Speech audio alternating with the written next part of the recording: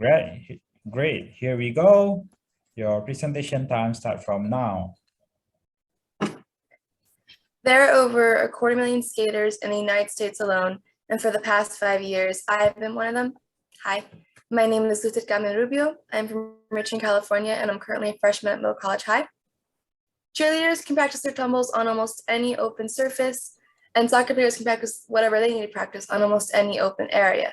But as a figure skater, if I don't have ice, there's really not much I can do. And that became abundantly clear during the COVID-19 pandemic when the rink shut down, and like everything else in the world, my training was put on a complete pause. And I live in California. We don't exactly have frozen lakes and ponds you can just jump onto to practice on. For every day a skater is off the ice, it takes two just to get them back to where they left off from.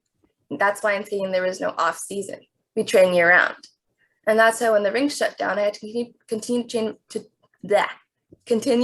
train off the ice. I ran for endurance, worked out, and did leg exercises for squats, and lunges to get stronger legs for higher jumps. But there really wasn't much I can do for my spins. And that's why I created the Skater 360 off-ice spinner. Now, you might be wondering what off-ice is. Well, basically, it's a term we skaters use to describe the fundamentals we practice off the ice. It's the squats we do for higher jumps and the stretches we do to pull off those cool positions you see on TV. Now, there are other spinners out there, but they don't work for skaters. And the reason is because they're all dance turn and dance spin boards. Dancers and skaters spin very differently. Dancers spin on their feet, and we obviously have blades, which is a huge important difference. But another difference is how dancers spin with their bodies completely aligned over their feet. As skaters, we spin with their spines up, leaning back, and sometimes even curled into a small ball about an inch from the ice. And these dance spinners won't let you do that because it's not what they're made for. Now, I looked on Amazon, I looked on Google, I looked just about everywhere for a skating turn board or spin board, just to make sure that my idea was original, and because I honestly just wanted to practice my spins off the ice, which is another reason why I created this invention. I did find one spinner created by a company called A Day, which is a skating boot brand, but their spinner is nothing like mine, and it's basically an improvement on the dance spinners.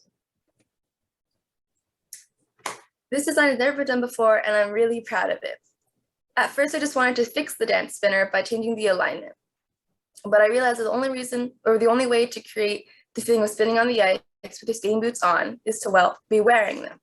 So I created a design that allows you to spin with your skating boots on. The first design had a longer base plate, as you can see up here. This picture, it would have extended where the blade, which is this thing right here. But I realized that if a skater were to lean back, the whole thing would snap and it'd be broken. Now, if a skater leans back, this blade right here is going to touch the ground and stop the rotation. On the ice, if you were to do that, lean back, you'd fall flat in your face. Believe me, I've done it. It's not fun. So, you can see in this blue picture right here, this is a spinner. Right here, this canal is where the blade goes, right there. Flying with EVA foam, and all the other materials I used were epoxy, 4 screws, a rubber square for the bottom, a ball bearing spinner, which makes it turn, and this is EVA foam. Putting it together, setbacks. Originally, I had the foot plate and the base plate both attached to the ball bearing with screws, but the bottom 4 screws stuck out like pegs and would have caused the spinner to crack if I put my weight on it.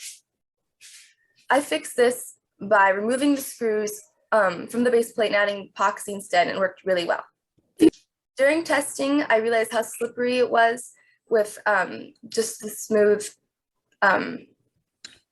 base plate. So I added hot glue to make it tacky, and in later designs, I added the rubber sheet to make it a more sleeker design. Almost all the skaters who tested it said how they really liked it and how it was a little bit tall and scary, so I started to shave off as much as I could without hindering the design. In the updated design, I saved off the triangle piece, as you can see right here, to save on material, and there's a rubber base plate, you can kind of tell. I also bought myself my own 3D printer so that I can make more copies for testing, so I do want to give this out to skaters and get their feedback so I can make final changes and hopefully put it on the market. And I also dabbled in resin pours, as you can see right here.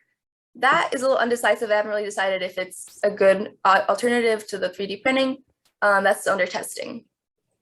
After hearing from my coaches and former Olympic skaters tell me how much they wish they had this when they were competing and how they think this could help skaters around the world, I'm excited at the thought that I could do that for my skating community. I honestly can't wait for the day when anyone can give it a spin on or off the ice. As skaters, we're constantly we're constantly pushing borders and working harder. We train all day and dream about what we can do at night. This spinner for skaters who want to win, for those who can't always afford ice time but still want to practice their spins. The spinner is for those who want to learn, grow, and break the limitations. That's why I invented it. Thank you. All right, Luz, thank you so much for your presentation. Now we will have feedback from the advisor. So I would like to invite the advisor to give any feedback and comment. Thank you.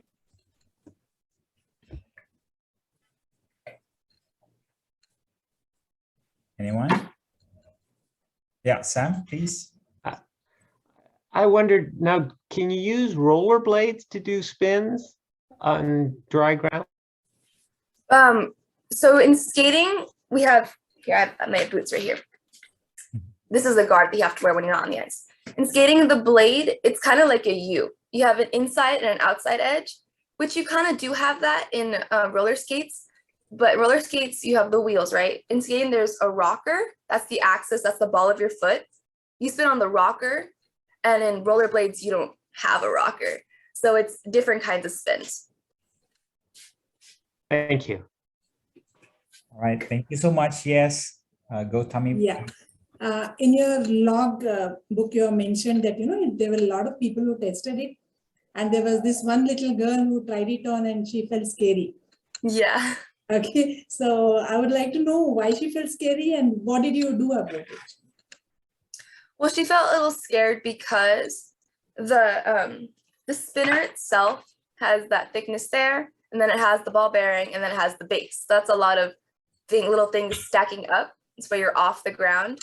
And when she pushed off, instead of being level with where she pushed, she went up about an inch. So that was completely new to her. So she was a little scared about that. But I did go back and I shaved off 1/4 inches where I could, try to make it small as I can because, things added up, like the hot glue on the bottom and the rubber base plate that adds more height. So I just went back and shaved off all I could without changing anything about the design and how it worked. Thank you. Thank you so much. Jenny, do you have any question? No, I'm good. I think it's a great presentation. Yeah. So very clear. Thank you. Very creative. Is there any danger in terms of, I just imagine myself trying to spin on that and falling. Could I hurt my ankle or something like that? Or should I have a railing close by or what? No, you should probably have a big open space. I don't think there's any danger as much as a danger you would be when you're on the ice. Only thing you could happen is you'd fall on your butt or something, and that just kind of hurts and that sucks. But that's why you practice, and that's why you use these kinds of materials so that doesn't happen in competition or on the ice when you're practicing. Because that's the goal, to do everything right the first time and make it look effortless. But as for the ankles, it wouldn't hurt your ankles because you have your skates on, and the whole reason why they're tied super tight is to protect your ankles. So the only thing you could hurt is maybe your butt if you fell off of it. Have you filed for a provisional patent for this idea? I don't know how. I've been trying to. I'm writing out all the details on it so that I can do that. But I really want to. I just haven't yet. And have you thought of a name that you'd want to trademark for it? Yeah, I named it the Skater 360 Off Ice Spinner.